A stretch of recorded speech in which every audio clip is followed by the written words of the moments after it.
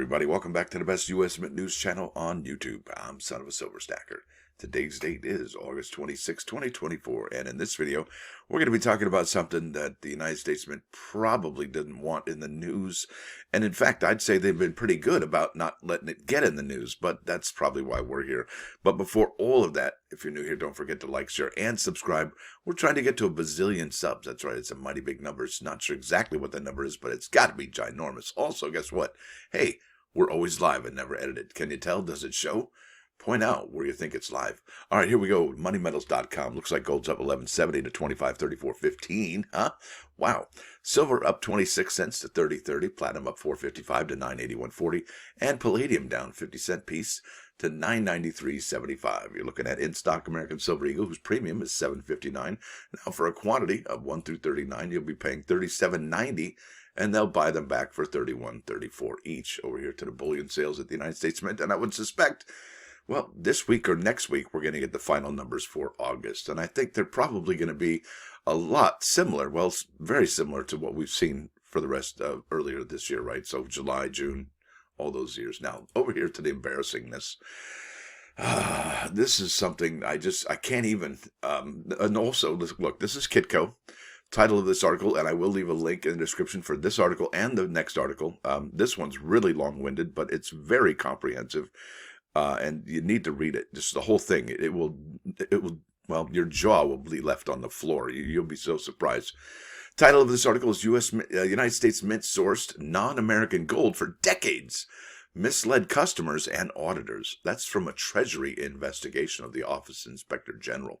That's right. Now, the next article we're also going to be looking at, the OIG audit report about source of gold prompts action. Well, let's find out. But first, let's go to this article by Ernest Hoffman. He's definitely, look how long this article is. I'm not even going to read the whole thing to you, but yeah, there it is. But you should definitely be reading this once I'm done with this video. This is muy importante. All right, here we go. Kitco News. That says here, for decades, the United States Mint did not obtain nor even request any documentation confirming the origins of the gold they sourced from suppliers and refiners, all while promoting their most popular coins as minted from 100% newly mined American gold, according to a recent report from the United States Treasury's Investigatory and Auditing Office. Yowza, yeah. Huh. So it's just marketing, right? It's just marketing. It's just words, right? It's meaningless, right? Empty.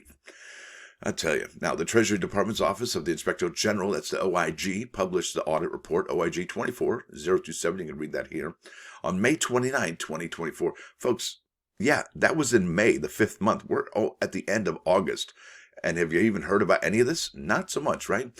The report, entitled Bill and Coin Manufacturing, the Mint Needs to Enhance Controls Over Gold Acquisitions, was the result of nearly a year of investigation, and it uncovered serious lapses, failures, and misrepresentations in the 222-year-old institution's gold procurement processes. That's huge, okay? Here we go. This is amazing. The OIG conducts independent audits, investigations, and reviews to help the Treasury Department accomplish its mission, improve its programs and operations, promote economy, efficiency, and effectiveness, and prevent and detect fraud and abuse. Here we go.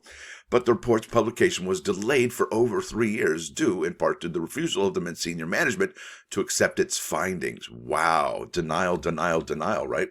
And it took a shakeup at the very top of the institution before the OIG's recommendations were even accepted.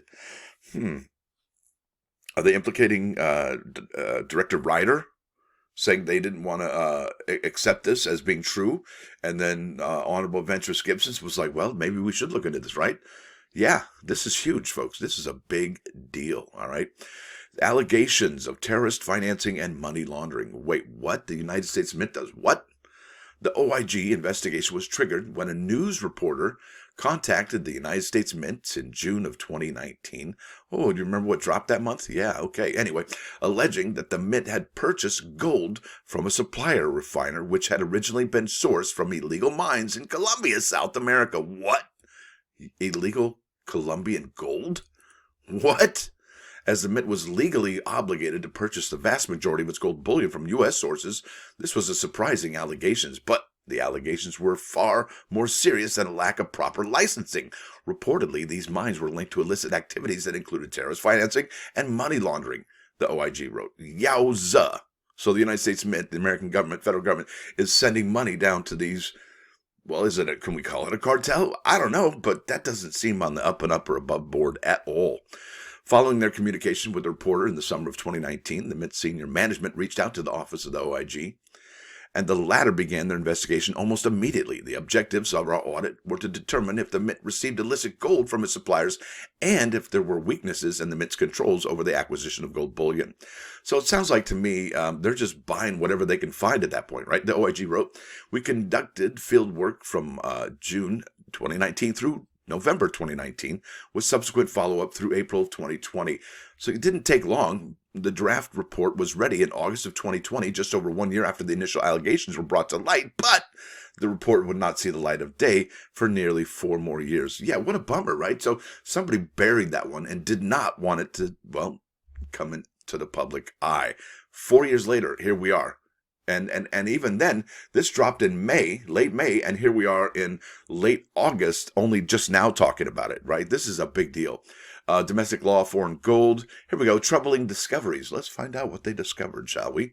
The OIG soon discovered that the Mint did not seem to be adhering. Hey, you guys don't seem to be adhering to your rules. What's going on? Adhering to the letter of U.S. law since the passage of the 1985 Bullion Act, and appeared to have abandoned any pretense of even living up to the spirit of its American legal requirements for at least 20 years. Wow, that's 1999. I guess they're going to party like it's 1990. The auditors began uncovering problems at the Mint very quickly. I guess it didn't take them very long, did it? Beginning with their initial conversations with senior Mint staff. So just the conversation was red flag central, some of whom, oh boy, misrepresented the institution's gold procurement practices from the get-go. Why would... investigators know when you're lying. They know when to spot those red flags. Could you imagine? No, we got all the gold from the supplied here in the United States. No, we're good. Could you imagine that conversation? The auditors said in the report that they were initially told by the Mint's chief of procurement that the Mint had not purchased any gold other than newly mined U.S. gold. Yeah, okay. The chief of procurement also, does he still have his job, or she? Also claimed to have documentation to support this assertion dating at least as far back as 2002. Oh yeah, that's a little less than 20 years. However, when asked, Mint officials could not provide evidence to support that the Mint had been acquiring newly mined U.S. gold, the OIG wrote. Oh, so maybe they can't. So what then were the criteria governing the Mint's procurement of gold? If they weren't buying newly mined U.S. gold as required by U.S. law, where was the gold coming from? And how could they know if it was responsibly sourced? Yeah, that is huge, folks. This is a big deal.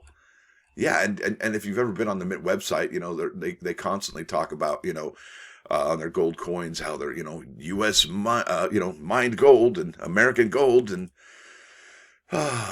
now the question I think is, do we say no more United States gold? Is that why they didn't want to tell anybody? Because look, that's what you really have to think about, is why didn't they want this out there? This information could damage their sales, right? And what's really weird about this is, well, in 2019, the United States Mint sales were fairly okay, and then they picked up in 2020 and 2021 and so on and so forth. But this is the first year that sales are kind of down here in 2024. However, not gold sales, right? Gold sales are off the charts right now. And what's interesting about that is that, well, would this damage obviously it damages their reputation, okay, but does it damage or hurt or hinder any kind of gold sales if the customers think that it's not, well, the best gold or United States gold, right? That's something to think about. Now, would you not care where your gold comes from? I mean, if it's funding terrorism and money laundering and maybe even drugs, who knows? I mean, we don't want any part of that, right? So you got to distance yourself from that. Not even an arm's length distance. I mean, like, keep going. Yeah, this is a big deal, folks. Now, over here to coinworld.com. And if you haven't noticed, they got a whole new look. They've redone everything. Everything has got a new look. Now, this is by Paul Gilks, published August 24, 2 days ago at 8 a.m. OIG audit report about source of gold prompts action.